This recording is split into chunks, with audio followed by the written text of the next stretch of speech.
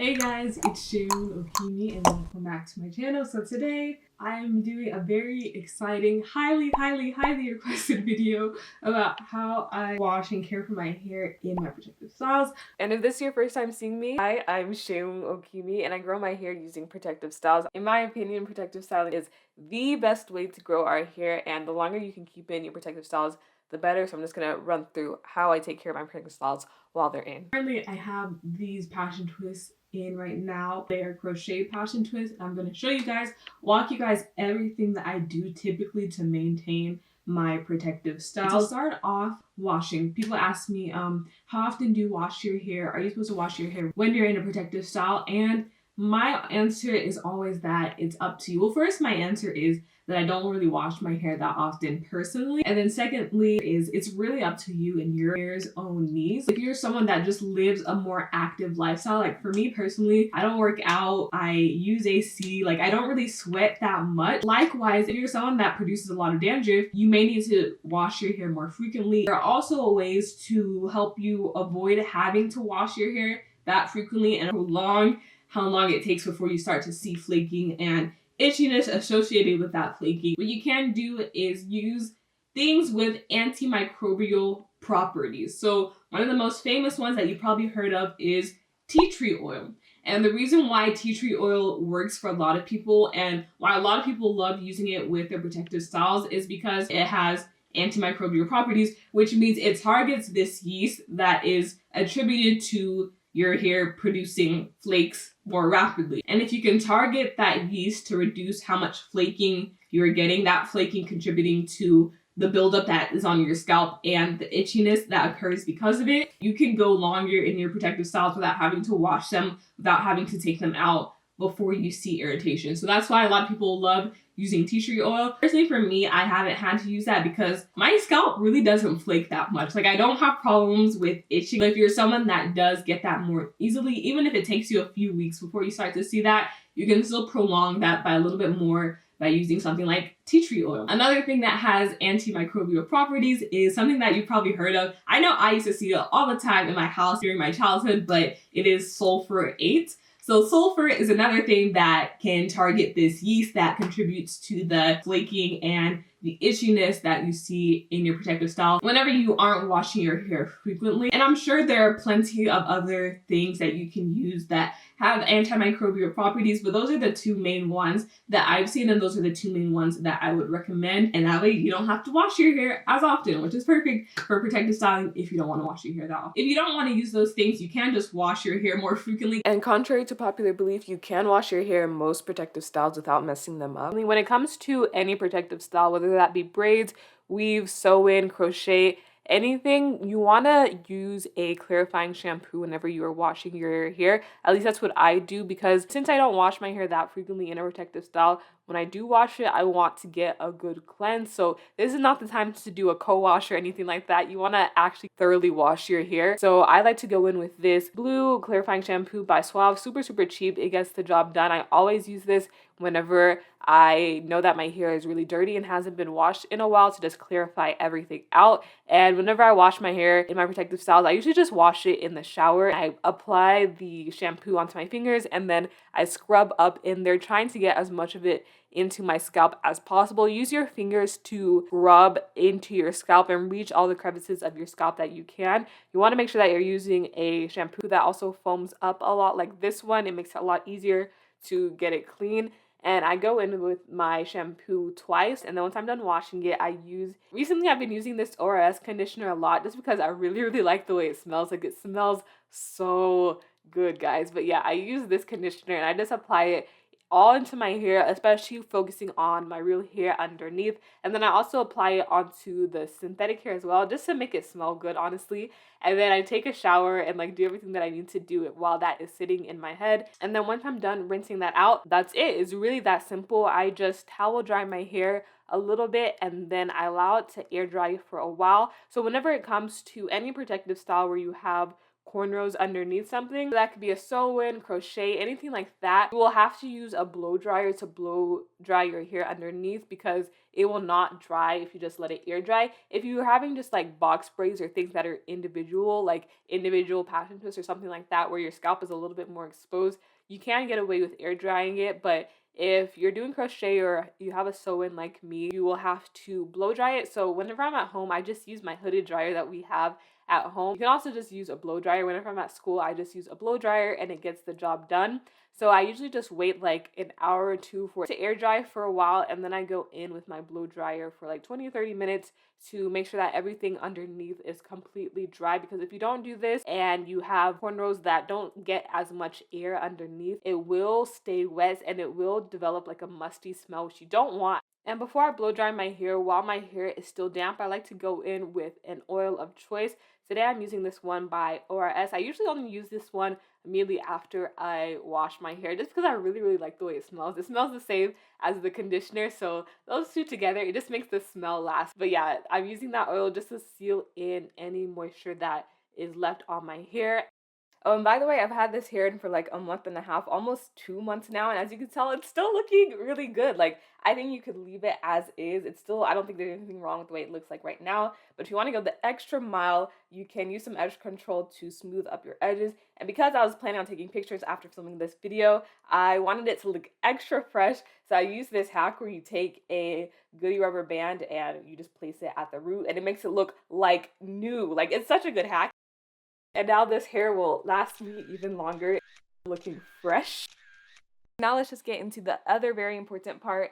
How do you moisturize your hair in a protective style? When it comes to moisturizing your hair, there are two areas that you want to think about. Those two areas are your scalp and then your actual hair, like the ends of your hair. Those things require two different regimens. So I'm going to start with the scalp. In terms of how you take care of your scalp in a protective style, think about how you take care of your scalp when you're outside of a protective style, and that will greatly influence how you take care of your scalp when you're in a protective style. Not everyone's scalp requires the same needs. If you're someone that has dry scalp, you know that you have dry scalp before you go into a protective style. Like, if you have dry scalp, that's something that you already know about yourself, and you probably already added something into your regular hair routine that incorporates taking care of your scalp in some way. So pay attention to that and don't just completely try something completely new. You want to keep things relatively the same. Whenever your scalp is exposed, you might feel a little bit more dryness, which means you can apply an oil a little bit more than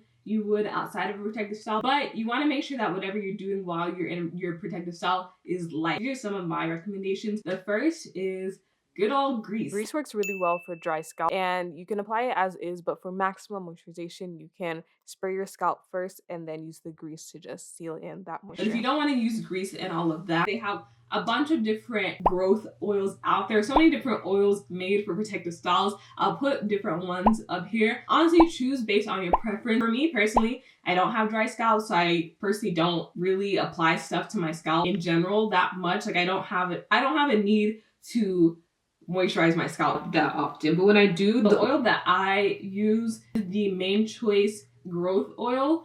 And I find that's a pretty good oil. The smell is a little bit strong, but when it comes to oil, it's all up to your preference, but you have to be careful with oils. If you never oil your scalp outside of a protective style, don't all of a sudden switch to oiling your scalp every single day with this new oil that you found, because that could be irritating your scalp. And I will also have a video specifically on why your scalp itches in a protective style, but to basically give you guys a quick run through sneak peek of that video, one of the reasons is because you're applying too many new things to your scalp, especially if it has fragrances and preservatives, and you're applying that to your hair in a large amount and never washing it out. That could be a reason why your scalp is getting irritated and you're seeing itchiness and all of that, especially since in a protective style, you're not going to be washing your hair as much. So you're going to be applying all this new stuff and just letting it sit there. So it's asking for sometimes your scalp to react. So stick with what you know about your scalp and continue the same scalp regimen that you know your scalp needs outside of a protective style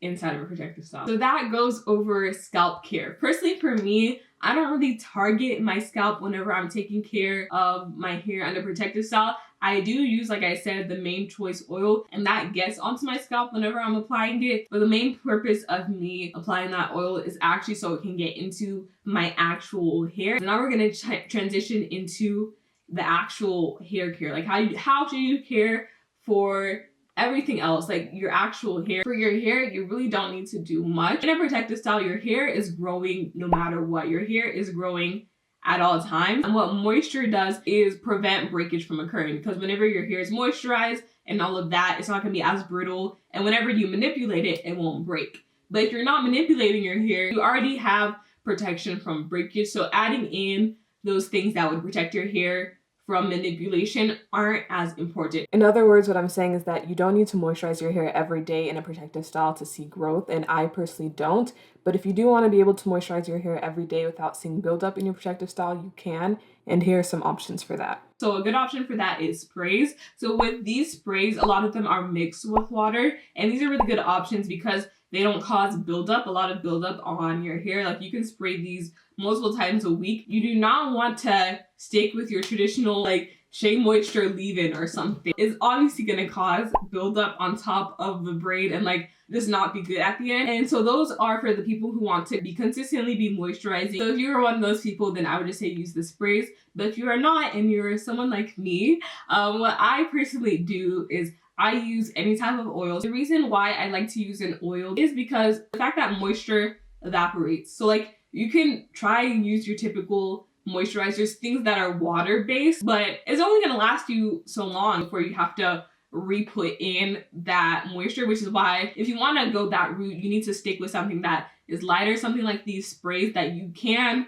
be spraying them multiple times, even every day while you're in a protective style. But because I don't use that, what I like about oils is that by putting the oil in your hair, you're essentially providing a lubrication on your hair that protects your hair in the sense that it prevents friction, which is a form of manipulation. So there's manipulation in the form of combing and styling your hair on a daily basis, but the type of manipulation that you're more likely to see and the type of manipulation that you want to address in your protective styles is the manipulation that is caused from friction. And on your edges is a prime spot for you to experience friction, especially if you're like wearing a bonnet at night or just like rubbing against. There's just more opportunities for your edges to experience friction. That's why I love using oils in any areas where your hair is exposed.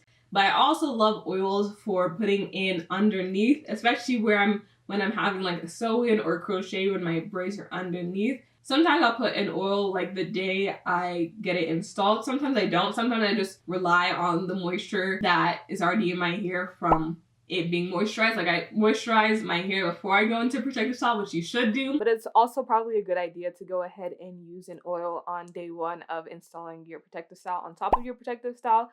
And then throughout the protective style, you can use that oil as often as you really want to.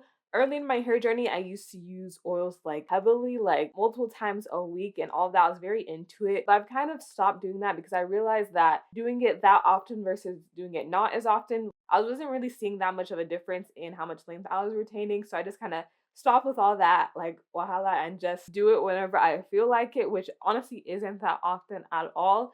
But the one time that I do make sure to put in the oil again is like a week before I'm about to take it down, because I know that if I put it in my scalp and my braids like a week before I take it down, it'll give it a week to like seep into my hair. And by the time I take down my hair, like I can really tell like how much of a difference whenever I take out my hair from the protective style. My hair doesn't feel brittle at all. It feels so soft and like juicy. Like that's the best word that I can think of to describe it. If you don't put anything else into your hair during a protective style, a week before, try putting some type of oil, especially one that can penetrate into your hair, and give it some time for it to penetrate into your hair before you take down your hair, so that by the time that you're taking down your hair is already softened up and it'll feel juicy. Like I'm telling you, it'll feel juicy. And then whenever you're taking it down, you should also be applying like leave-in and other stuff to detangle your hair, but your hair will already be at a much better state for you to take it down. So essentially when it comes to taking care of your actual strands, I recommend using an oil like a week before you take down, and then throughout the protective style as often as you wish to protect against manipulation in the form of friction.